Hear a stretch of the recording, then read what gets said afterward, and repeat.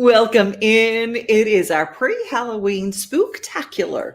It is also a day when we celebrate the 70th birthday of one of the greatest songwriters ever, Jimbeau Hinson. Happy birthday, Jimbeau. I hope you and your lovely wife, Brenda, are having a great day. And we're going to be celebrating with some of your music, Jimbeau. I hope that you're watching. And if you're not, and you know Jimbeau, make sure that he and Brenda know that we're doing a show and we're dedicating it to him. All right, we are going to kick things off with some really interesting things that are going on. First of all, if you haven't checked out this particular exhibit, it's the Sistine Chapel art exhibit. It's very immersive. We got the Van Gogh immersive exhibit. Now you can step right into the Sistine Chapel. It's just kind of like going to Italy without the pasta.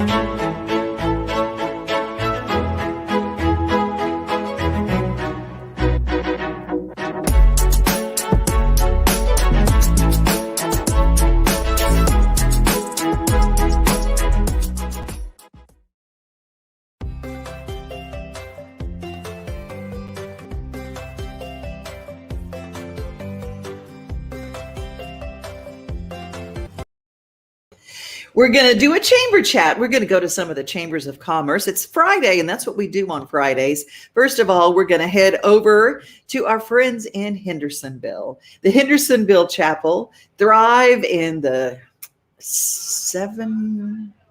37075. I think that's what it is. Thriving 37075. December to Remember. They're doing their wonderful membership event throughout this event. And this week they cut the ribbon on a brand new sushi place. And they also celebrated with something very, very cool. They just recently had a gala to kind of celebrate some of the people that were in their group and celebrate the wonderful business going on at the little city by the lake. Next weekend, remember, it's their When Pigs Fly with Parks and Rec. And they've got people like Marty Rabin and Lindsay L. and Rockland Road and a lot more people from Hendersonville. Whiskey Jam will be doing all the talent at the Parks and Rec department in Hendersonville. Lots of stuff going on. But I bet if you're from the little city by the lake, you'll recognize some of these folks at their Golden Apple Gala.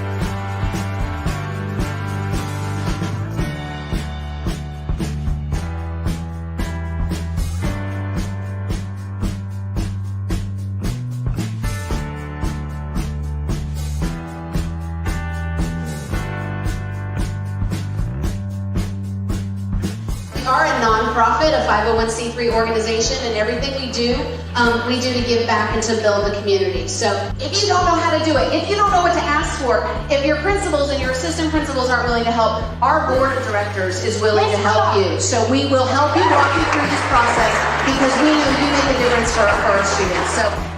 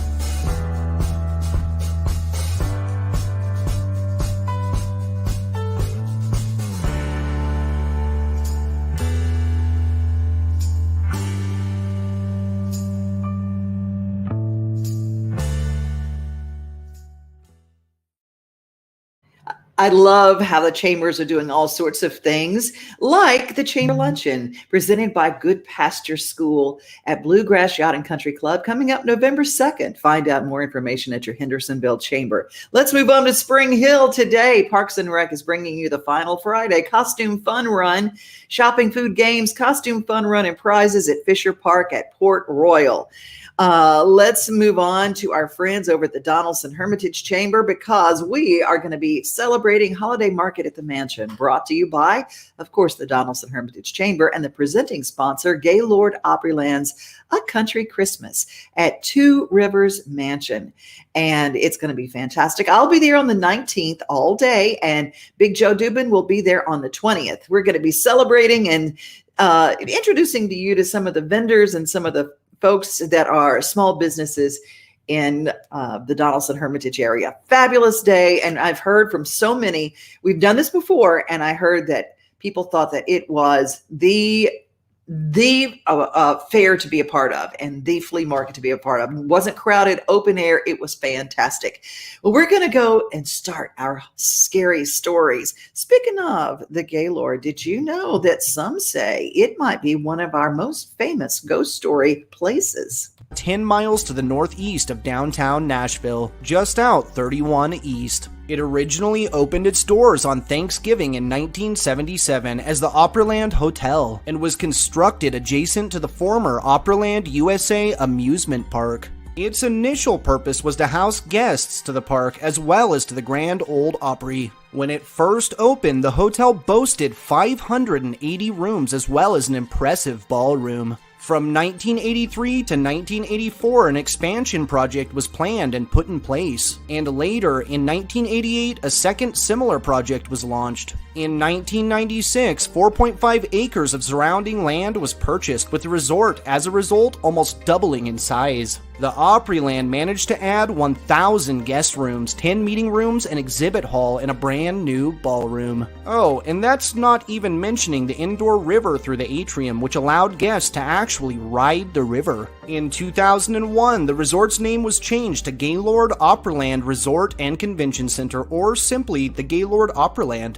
In May of 2010, the resort became victim to a large flood, which filled the hotel with more than 10 feet of water and caused an emergency evacuation. The damage was extreme, but after intensive work, the resort was able to reopen during November of the very same year. The Gaylord Opryland Resort is said to be haunted by several entities, the first being a woman in black dubbed the Black Lady. She's been described by guests and staff as a young woman in a long black Civil War-era dress, with an eerie thin veil covering her face. It's thought that the Black Lady is the spirit of one Mrs. Gavok, whose family once owned the property the resort now sits on. Most report citing this chilling specter through empty rooms and in the darkest places of the hotel. Also reported throughout the resort are shadowy figures that dart about at night, objects that move on their own, personal possessions that go missing, and the chandelier in the lobby suddenly beginning to swing and shake violently with no apparent cause. Numerous parties to the hotel have reported feeling the sensation that someone else unseen is in empty rooms with them, and on several occasions, staff have been sent running, claiming they could actually feel someone or something breathing down their necks. Ooh, and it's Mrs. McGavock, not Mrs. Gavok.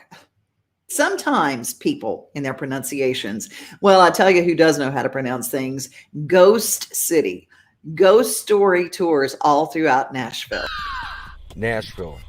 This popular IT city is home to some of the most terrifying places in the country. Congress Inn. This cozy motel once served as a Civil War hospital. Legend has it the hospital's death count was so high that bodies were cemented into the walls. Ghostly soldiers appear before guests looking for their hospital bed. Mount Olive Cemetery. You don't have to wait until nightfall to catch paranormal activity at this majestic cemetery. It is the final resting place for historical figures that can be seen and heard, day or night. You will experience this and more on Nashville Ghost Tours. Join us nightly at 8 p.m. as we take you on a walking tour of Nashville's most notorious haunted places.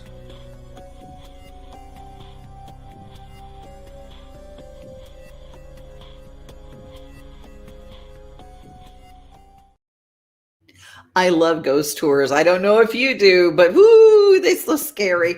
I went on one in London. It was called the Jack the Ripper tour. And I'm going to tell you something. It freaked me out. If you're in the South, you probably have noticed that a lot of porches have the ceilings painted blue. It's a particular shade of blue, and old timers would call it haint blue. Why do they do this? And is there a reason? And is there a certain shade that is actually haint blue? Yes. You are sitting on a porch, lazily rocking in a rocking chair. You are in the American South, perhaps Georgia. As you sip a cool sweet tea and look out on a hot summer's day, your gaze wanders upward and you notice that the ceiling of this porch is painted blue. How odd, you think. And then you notice that several of the neighboring porches are painted the very same hue. This particular shade of blue, which has become popular with decorators from Texas to the Carolinas, is known as haint blue. Some say that's because it hain't quite blue and it hain't quite green. But a haint is a Gullah Geechee word for an evil spirit. The Gullah Geechee people were the enslaved Africans of the Georgia and Carolina Low Country and their descendants into modern times. They were well versed in the practices of hoodoo. They kept a watchful eye out for haints, a word derived from haunts, used to cover a variety of hateful ghouls, including witches, who chase their victims until they die from exhaustion. The Gullah Geechee believe that a haint is unable to cross water. Therefore, they paint the ceilings blue to confuse haints into thinking not only that there is water, but that they are also upside down, therefore preventing them from crossing the threshold of a home to do harm upon the inhabitants.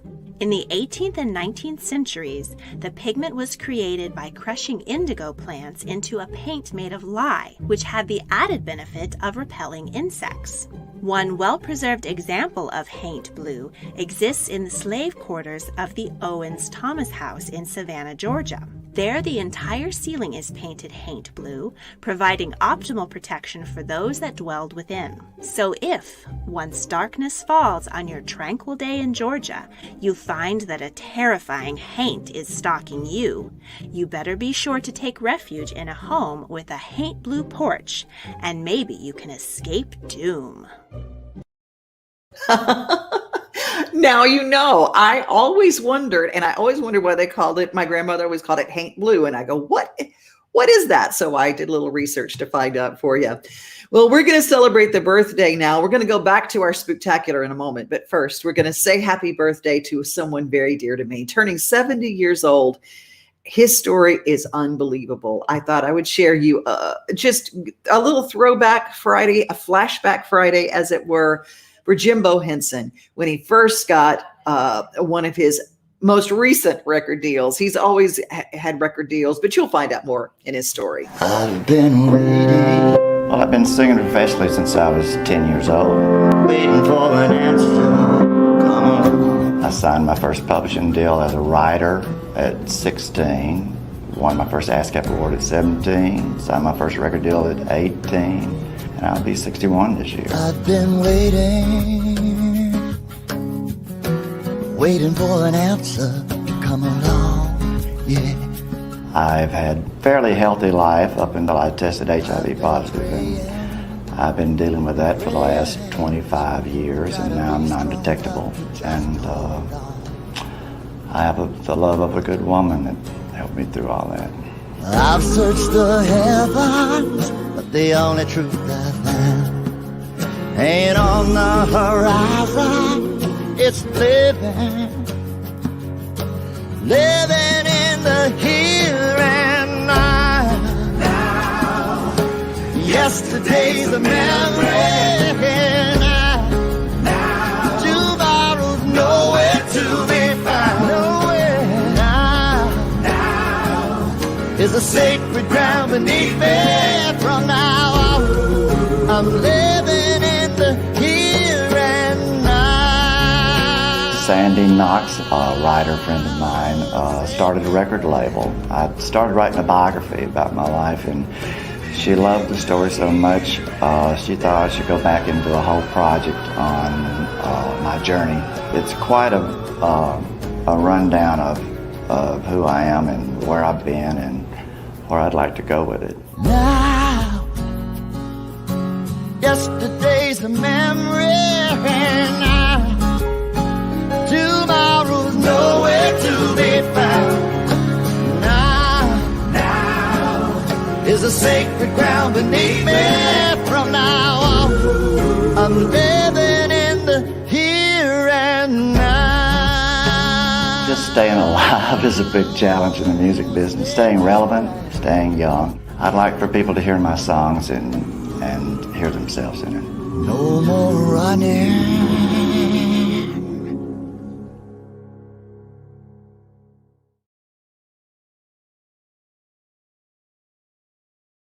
An incredible story. Jimbeau Hinson celebrating his 70th birthday today. Love him more than lunch and jewelry. He and his wife, Brenda, are precious people. And when the world needs more of people like Jimbeau, he's got a documentary you can find on YouTube called Beautiful Jim.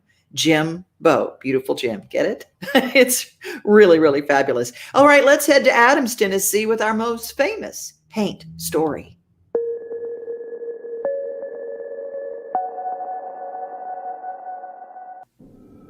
Most of us learn at a relatively young age that supernatural spookiness isn't real. Sure, it's fun to watch and read about tall tales, but there aren't too many parents telling their kids that there might actually be a monster under their bed. It's easy to be skeptical, though, when it comes to certain stories of real-life hauntings. This is especially true when there are multiple witnesses corroborating the story, and even historical documentation. That seemed to be the case with the story of the Bell Witch. What she supposedly did to one family was horrifying, and she might still be around. According to legend, way back in the summer of 1817, in the town of Adams, Tennessee, something terrible befell the Bell family, and it all started one evening when patriarch John Bell was walking through his 360-acre farm. It was during this walk that John saw something strange in the cornfield. It was what he would later describe as a dog with a rabbit's head. He shot at the strange animal a number of times and then joined his family inside. Later that night, the mysterious sounds of knocking and rattling chains were heard by the whole family. Each preceding night, it became louder and louder and was eventually joined by the sound of a strange voice chanting hymns. The Bell children then began hearing rats gnawing on their bedposts, but the horrors were only the beginning. For over a year, John was so afraid of being called crazy that he told his family to hide what they'd seen and heard. Yet he decided to confide in his best friend, James Johnson, after his youngest daughter, Betsy, woke up with handprints and welts on her face. To investigate his friend's claims, James stayed in the Bell house one night, ultimately confirming that he heard unusual sounds as well. Sure enough, all sorts of people were visiting the house to try to do the same. Even a young Andrew Jackson, back when he was still in the military, tried to visit. But once he arrived at their farm, the wheels of his carriage weirdly became locked. According to lore, the spirit haunting the Bell family claimed to be a former neighbor named Kate Batts, and she believed John treated her unfairly on a land deal. Not only did she want to kill him, but she was determined to prevent a boy in town named Joshua Gardner from marrying Betsy. Kate, later referred to as the Bell Witch, apparently caused John to suffer several choking attacks over the next few years, which he said felt like a sharp stick in the mouth. On December 20th, 1820, John Bell died after falling into a coma. The family found a vial of poison in the room, and the Bell Witch was allegedly proud to claim responsibility for forcing him to drink it. Betsy broke off her engagement to Joshua just 3 months later.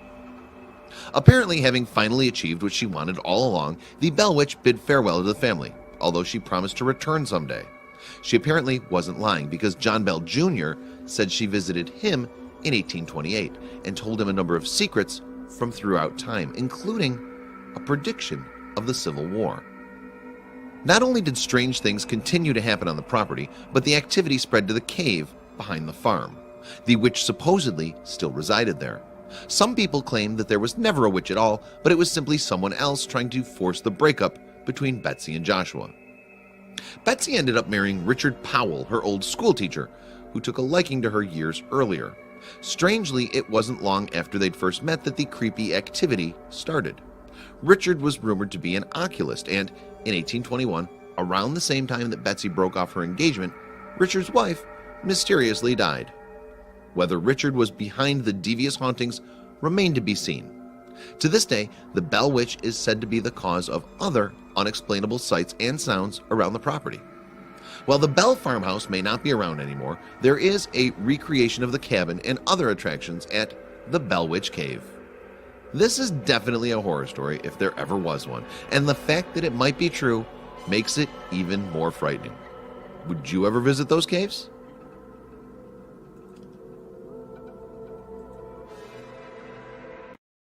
Woo! I don't know that I would.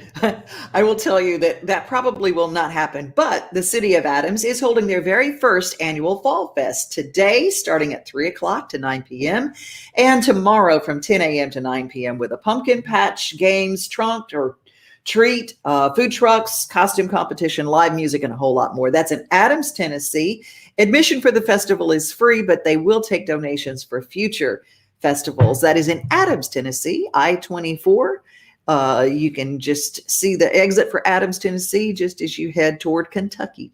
You'll see that right before you cross the line. Montgomery County, I believe. No, it's Robertson County. I'm sorry. Right there, it's Robertson County. Here we have our Robertson County Exchange. Well, we're going to move on to a story that is in the Dixon Post this week. I'll tell you about the writer of it. But first, I never knew about the White Bluff Screamer. But I can tell you, as I was doing some pet sitting visits in White Bluff when I lived in that direction, there were creepy things that happened late at night outside in the dark. Today's nugget brings us to White Bluff, Tennessee, the home of the White Bluff Screamer. White Bluff is located 10 miles outside of Dixon proper and is a very small community, but it is home to a big legend. Since the late 1800s, the people of White Bluff have been terrorized by a frightening entity that to this day is still steeped in mystery. Some say that the Screamer of White Bluff is a banshee of the same order that has startled and petrified the inhabitants of Old Ireland and the Celtic lands for centuries. Others say that the Screamer has ties to the legend of Werewolf Springs, which is just a rock's throw as the crow flies from White Bluff. Still others say that the shrieking enigma is a Bigfoot and not the alleged werewolf or Werewolf Spring, while yet another contingent of the local population maintains that the Screamer is in fact some sort of demonic or devilish supernatural being. No one knows for sure what the Screamer actually is, but the timing of the legend does coincide with the supposed arrival of the beast that plagues Werewolf Springs, when according to local lore, a traveling circus train wrecked and several of their animals and oddities escaped. Supposedly all of the animals were recaptured except for a male and female of some creatures listed in the manifest as a wild man or wolf man of Borneo. It is hard to say exactly when the troubles for White Bluff actually began, because some iterations of the legend say the events began sometime around the late 1860s or early 1870s. Some even say the 1920s. Whatever the date, the events are the same and started for no reason when the father of a family of 7 children complained to his wife that every night he heard the most horrible, blood-curdling screams coming from deep in the woods. This persisted until he finally got out of bed and started to pursue the ghastly screams. Although as hard as he tried to find the source of the noise, he was never able to find what was making the terrifying commotion. It even sounded as if it was moving deeper and deeper into the forest, and the brave young father continued to pursue it deeper and deeper into foreboding woodlands. Suddenly, without warning and almost impossibly, the screams began to emanate in the opposite direction, back from the farm where a slumbering family was all alone and unprotected. As fast as a man who was wandering the inky darkness could travel, he rushed back to his homestead, assumedly praying that they would be fine, but fearful of what he may discover when he arrived. When the young man reached the cabin, he rushed in and called to his family, but there was no reply, so he began to go room to room searching for them. As he continued his search, nothing seemed to miss, and I'm sure his pounding heart must have begun to slow as gradually he began to think. As he continued his search, nothing seemed to miss, and I'm sure his pounding heart must have begun to slow gradually as he began to think that his fears were in vain. Unfortunately, he allowed hope to creep in too soon, because when he opened the door to the bedroom, his worst imaginings were realized. According to the stories told by locals, the young farmer found his wife and children mangled and mutilated and scattered across the blood-soaked floor. Overcome with grief and revulsion, the father slunk to the floor and began to weep bitterly. As his anguished cries went up into the night, he looked down at the floor and saw what appeared to be large footprints burned into the floorboards, and the tracks made their way out of the cabin. Before he could recover from the startling discovery, he heard another scream pierce the night. Grabbing his gun, he ran to the door, and looking out, he saw the man-like figure of a large, mist-covered creature standing in the grass. The creature screamed once more and ran back into the forest, and was enveloped in darkness and was gone. The father ran to the very spot where the beast had stood, and discovered that the grass was seared and scorched just like the floors of his cabin. The distraught young man went back inside and composed a note telling of the night's horrific events, and that he was taking a few of his effects, his gun and 2 bloodhounds, and he was going to pursue and kill the thing that had taken the lives of his wife and 7 kids. To this day, no one knows if he got his revenge or not, because he was never seen or heard from again. This is the alleged story of White Bluff's infamous screamer. I believe elements of the story have been embellished over time, but what do I know? I do know that over the years, people have claimed to see a white creature reminiscent of a Sasquatch, and few have even claimed to have photographed the pale humanoid beast, while others have caught audio of the screamer in action, and we even acquired a copy of this audio, and it comes from a fellow researcher in the area named Jason Acey. Give it a listen.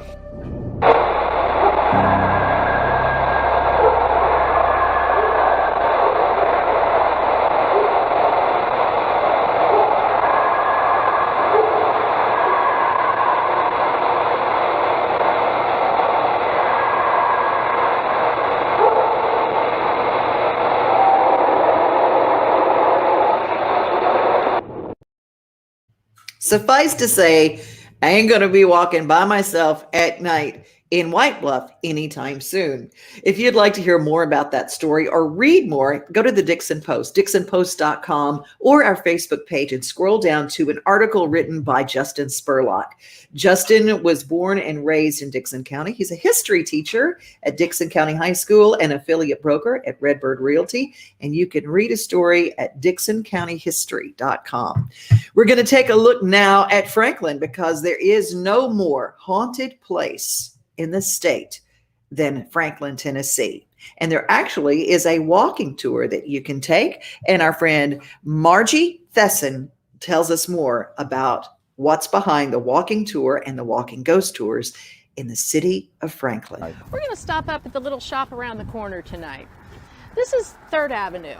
And when I started researching tours, ghost stories in Franklin, talking to people, a lot of people suggested I go talk to Ron Schuff over here at Schuff's Music.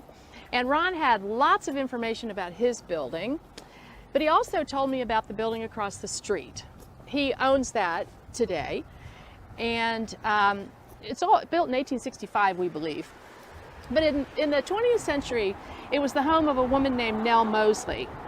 So Nell lived here with her husband, and then after he passed away, she lived here by herself.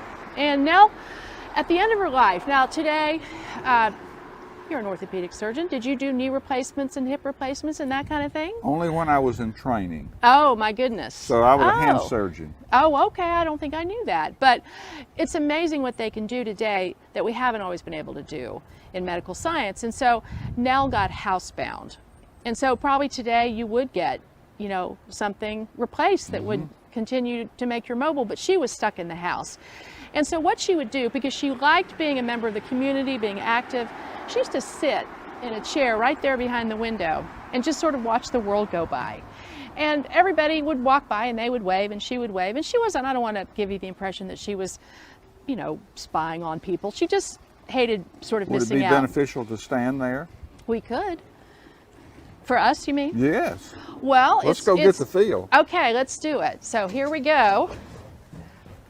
And I love our shopkeepers. They just let us come up in their porches, and we just get to make ourselves right at home. So she's going to be right here. She's inside. Inside. And that's where she sits, day in, day out, for a number of years, until she died in 1987. So she had not had children. She had some nephews who put the house up for auction, and Ron Schuff across the street bought it. He had been in business for 9 years. He'd been very successful, but he wanted to expand in here and make it his piano showroom. And also some of his teachers gave lessons. Well, one day, about 6 months after he'd taken over the building, he was standing on the porch of his building over there with one of his teachers. This teacher was a student at Belmont. And Ron and the man are talking, and Ron says to the young man, he said, "Hey, would you mind going across the street? I left some papers in the hallway of our new building. Just get them for me." And this young man, "Sure, of course, Ron, no problem." So Ron said he watched him just stroll across the street, or I like to say moseyed across the street to the Mosley house. And he goes inside. He's just inside a second, and then he just races out like he's been shot out of a cannon.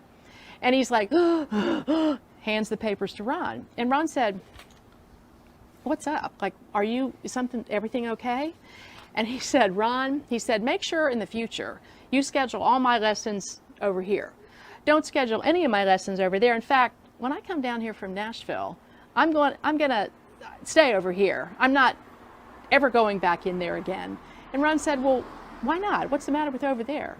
And he said, "I just saw Miss Mosley." And that is all he would say.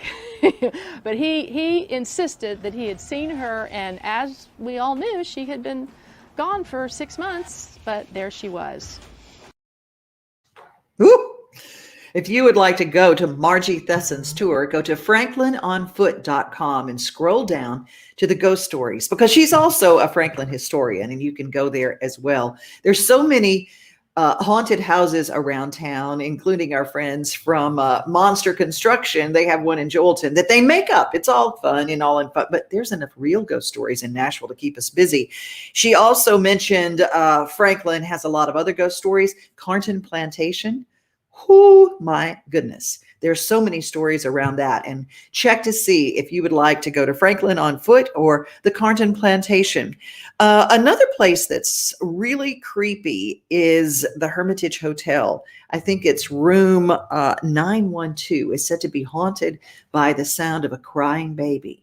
Apparently years and years and years ago, a baby passed away in that room and cries and cries and cries and cannot be consoled. Let's take a look. There is another one. If we head west of town, everybody knows that the first lady, the queen of country music, Loretta Lynn, Hurricane Mills, Waverly, Tennessee. That is the home that she and Doolittle Lynn bought years and years ago. Goes way back into slave days, this particular plantation. There's a lot that comes with it. There are a lot of Confederate things. Ernie's room was the Brown room, and he talks about it like crazy. The Travel Channel did a special on it, and then Ghost Adventures did a very special visit with Loretta. And this is a little clip going back a few years, because this was done in 2003, but I thought we would talk about the ghost of the White Lady. The White Lady even locked out one of the assistants from Loretta, who they were out for the holiday, hanging up red, white, and blue banners of the big flag banners on the balcony before a 4th of July. And they got locked on the balcony for hours and hours till someone could come and let them out. The White Lady. I come home one day, it's about 4:30 in the evening. It was a real rainy, foggy day, you know. And there was a woman dressed in white on the balcony. So I walked in the house and said to my housekeeper, I said, "Who's that woman?" She said, "There's nobody here."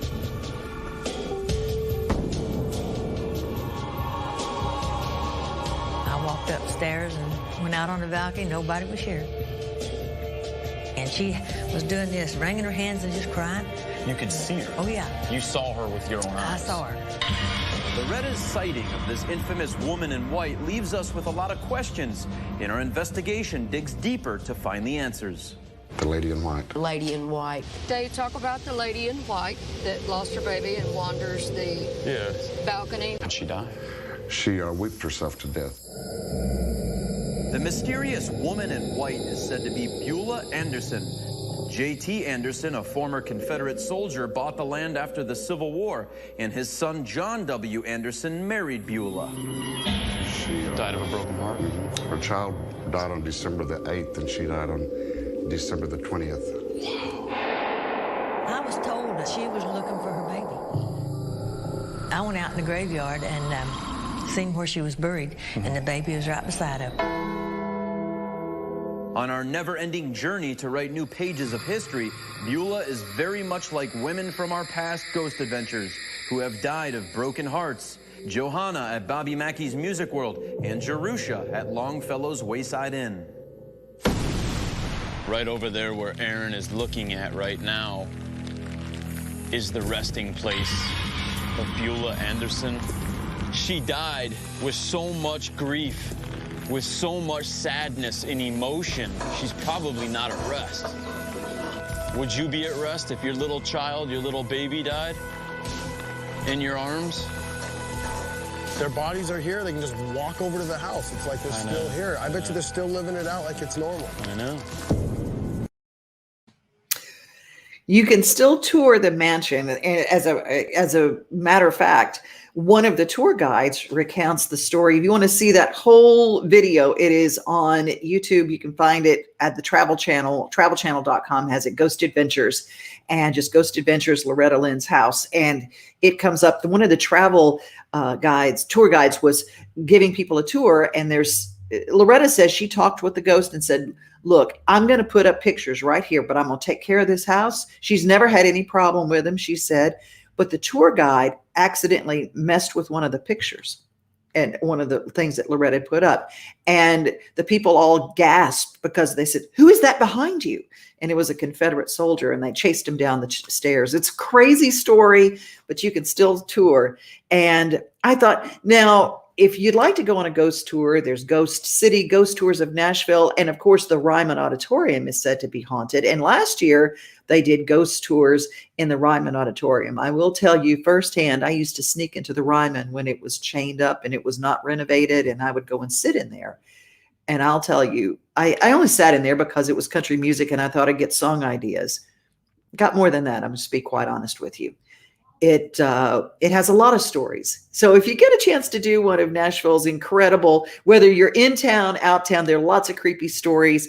The Hermitage Hotel, room 912, the Union Station has a very haunted story about crazy things that happen in room 711, from the covers being yanked off to being very, very cold, and strange things happening all throughout. And it was the site of the great train wreck in Nashville many, many years ago. I think it was considered the worst train accident ever in the history of trains.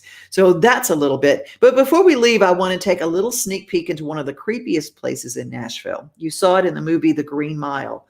That Stephen King story came to life in this old prison, the Tennessee State Prison. It's not open to view, but I thought we would take a look at what it looks like now on the inside. Hey, I'm Justin Holder in Nashville. For years I've wanted to visit a big Nashville landmark that's been completely off limits to the public, and it's the Tennessee State Prison. It was built to hold 800 inmates, even though it held about 4,000 at its height. It was built in 1895, went through about 1993. Lots of movies were shot here. It's a famous place, but again, it's been off limit to the public for years. But today, I'm going to take you inside. Right. Here we are inside.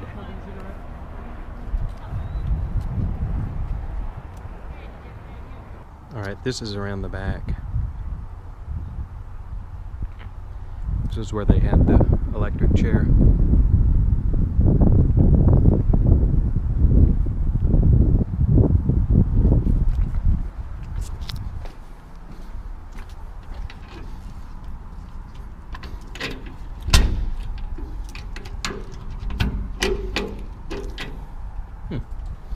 Takes care of that. Right here you can see some of the cells up through the glass that's all been broken. At one time this was built for 800 inmates. At one time they had 4,000 living in here.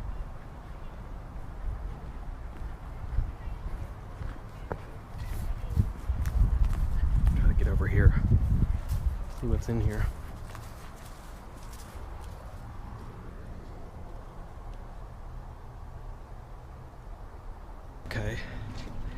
This may get us in. Holy cow. Here we are.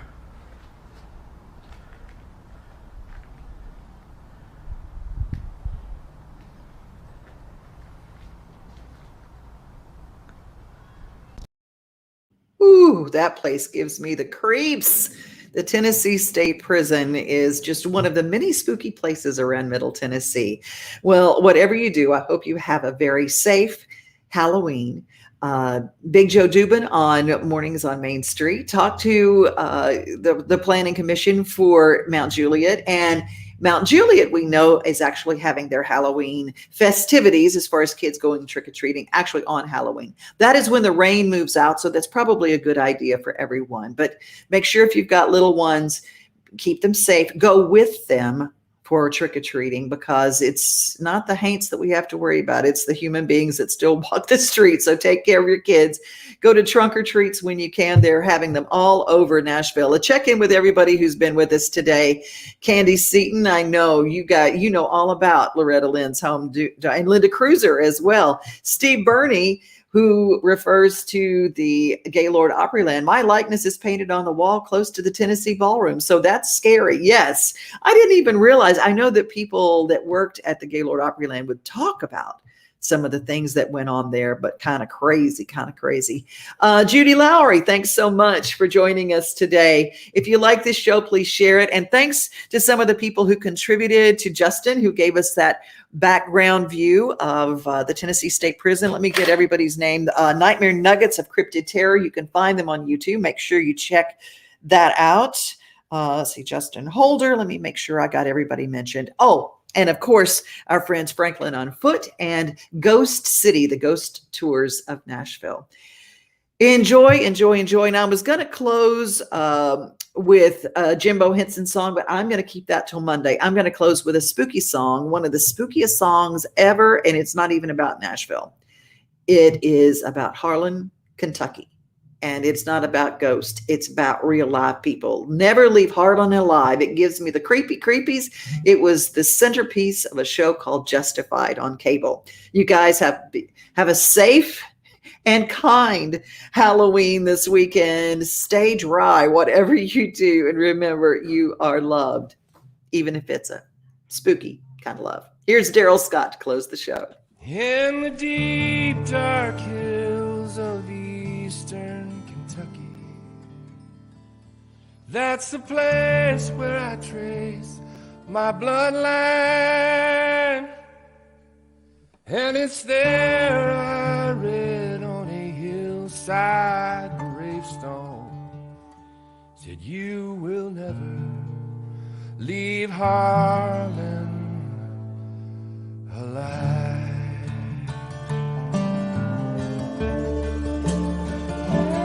Well, my granddad's dead, walked down Caterham's Mountain, and he asked Tilly Hilton to be his bride. Said, won't you walk with me out of the mouth of this holler, or we'll never leave Harlan alive. Where the sun comes up about 10 in the morning and the sun goes down about 3 in the day, and you fill your cup with whatever bitter brew you're drinking, and you spend your life just thinking of how to get away.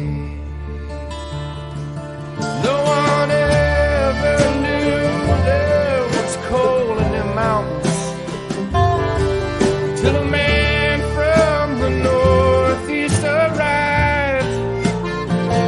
He was waving $100 bills, and he said, I'll pay you for your minerals. But he never left Harlan alive.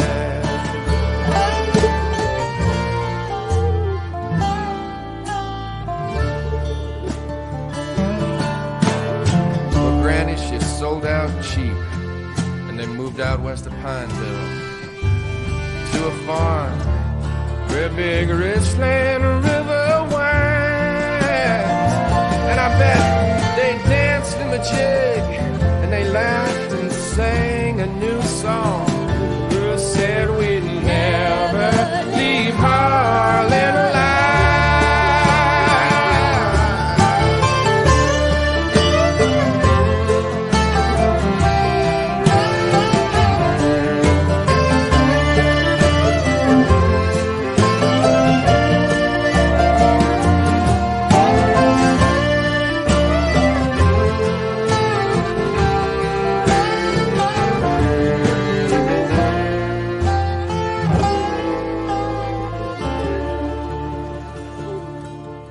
Times got hard and tobacco wasn't selling, and old granddad knew what he'd do to survive. He went and dug for Harlan coal. He sent the money back to Granny, but he never left Harlan where the sun comes up about 10 in the morning and the sun goes down about 3 in the day, and you fill your cup with whatever bitter brew you're drinking, and you spend your life digging coal from the bottom of your grave. And the sun comes up about 10 in the morning, and the sun goes down, down, down about 3 in the day, and you fill your, go on and fill it up with whatever bitter brew you're drinking, and you spend your life digging coal from the bottom of your grave.